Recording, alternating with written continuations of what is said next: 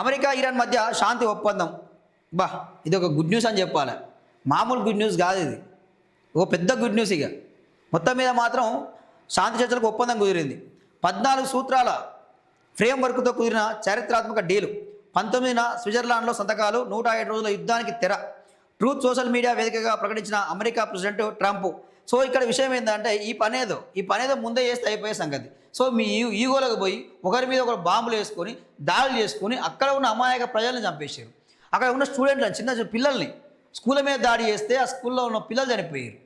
So అక్కడ ఆస్తి నష్టం జరిగింది. సో ఇంత నష్టం జరిగిన తర్వాత మళ్ళీ ఏముంది, పాడిందే పాట అన్నట్టు మళ్ళా ఉయ్యాల ఊగి ఆడికి వస్తే ఆగుతా అన్నట్టు మళ్ళీ 107 రోజులు యుద్ధం చేసి ఆర్థికంగా నష్టపోయి, సో ఇక్కడ ప్రపంచ దేశాలను కూడా ఇబ్బందులు పెట్టి పెట్రోల్ రేటు, డీజిల్ రేటు పెంచి ఇప్పుడు మళ్ళీ మేము ఇక ఒప్పుకుంటున్నాం శాంతికి చర్చలు అని చెప్పి చెప్తా ఉన్నారు. ఇక హార్మూజ్ జలసంధి పునరుద్ధరణకు ఆదేశాలు. టోల్ ఫ్రీగా నౌకల రవాణాకు పిలుపు.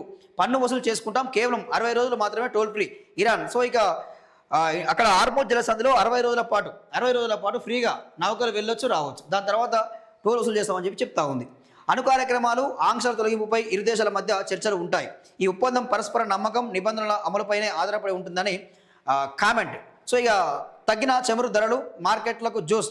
సెన్సెక్స్ 736 పాయింట్లు జంపు. 231 పాయింట్లు లాభపడ్డ నిఫ్టీ. $86 తగ్గిన బ్రెంట్ క్రూడ్ ఆయిల్ అంటూ మనం చూస్తూ ఉన్నామండి. సో ఇక మొత్తం మీద మాత్రం తగ్గే అవకాశం అయితే ఉంటుంది. పెట్రోల్ డీజిల్ రేటు తగ్గే అవకాశం అయితే ఉంటుంది. సో మొత్తం మీద ఇక్కడ మొత్తం మీద మన నరేంద్ర మోడీ గారు కూడా స్పందించారు. సో ఇది చాలా మంచి నిర్ణయం, ఇలాగే శాంతిచర్చలు కొనసాగించాలి. ఇంకా మీ మధ్యలో ఏమైనా ఉన్నా కానీ అవన్నీ కూడా పరిష్కరించుకోవాలని చెప్పి చెప్తా ఉన్నాడు. మెయిన్గా అణు ఆయుధాలు తయారు చేసుకోవద్దని చెప్పి ప్రధానమైన డిమాండ్తో వీళ్ళు ఒప్పందం కుదురుతూ ఉన్నది. సో హార్మూజ్ జలసంధికి సంబంధించి, సో క్రూడ్ ఆయిల్ సంబంధించి ఈ ప్రధానమైన అంశాల మీద వీళ్ళు ఒప్పందం చేసినట్టు కూడా మనం చూస్తూ ఉన్నాం. దీంతో పాటు ఇక ఈ ఒప్పందంతో పాటు ఎప్పుడు కూడా దాడి చేయొద్దు, అమెరికా మీద ఇరాన్ దాడి చేయొద్దు, ఇరాన్ మీద అమెరికా దాడి చేయొద్దు అనే ఒప్పందాలు కూడా వాళ్ళు చేసుకున్నట్టు మనం